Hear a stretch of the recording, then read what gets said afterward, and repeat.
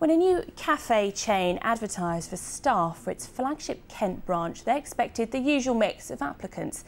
Instead, they were amazed to find more than a third of those applying for jobs had degrees.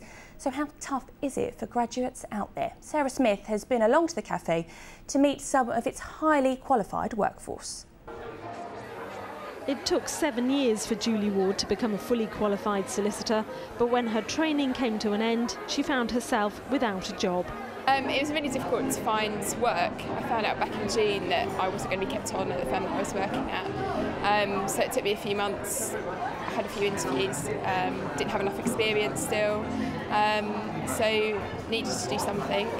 2,000 people applied for the 100 jobs at this new chocolate-themed cafe in the Blue Water shopping centre. Around 800 were graduates. That's very unusual.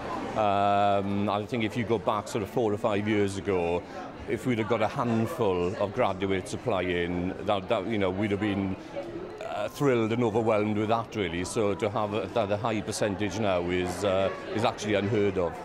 Some do see this as an opportunity to get in at the start of a new business. There are plans to expand to 50 branches over 5 years, but it's clear everyone is slightly surprised to find so many graduates keen to work here. Amy Rosier has a degree and a master's in forensic sciences. I think it's got worse in recent years. I applied for a job that I met the qualifications and everything, but they had so many applicants for one position that anyone without a PhD unfortunately didn't get through. Waitressing work is no easy option, but neither is it the graduate job many of these young people would have expected to have been doing. Sarah Smith, BBC South East Today, Blue Water. I'm joined in the studio now by Paul Venning, a recruitment expert who's run his own business for over 16 years. Thank you for joining us. Watching that report, is this the situation graduates are facing now? Well, I think we're seeing this happen more and more, particularly as you've got last year's graduate group now colliding with this year's and all going to try and find jobs in the same very small pool. Obviously, swinging job cuts, 500,000 public sector jobs, traditionally an area where perhaps graduates would have moved into. Is this the situation we're seeing, graduates taking jobs that they wouldn't necessarily have thought about perhaps before? Well, I think you're right. I mean, historically, the sort of jobs that we've talked about here in terms of operating in cafes and shops were ones that undergraduates took to help pay their way through university. But now they're finding that, as they graduate, the opportunities are getting less and less, and they're having to look around and take jobs and compete head-to-head with those people who didn't go to university.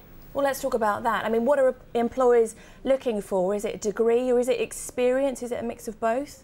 Well, I think the challenge for any graduate is that their experience is really coming out of their studies. So if an employer is prepared to put a little bit of extra work in and look at the core skills and competencies that graduates have actually developed over their 3 or 4 year course, then the graduate's got a chance of standing out from the crowd. But if an employer is just purely looking at experience, you're going to get 2,000 applying for probably, what, 10, 12, 15 jobs.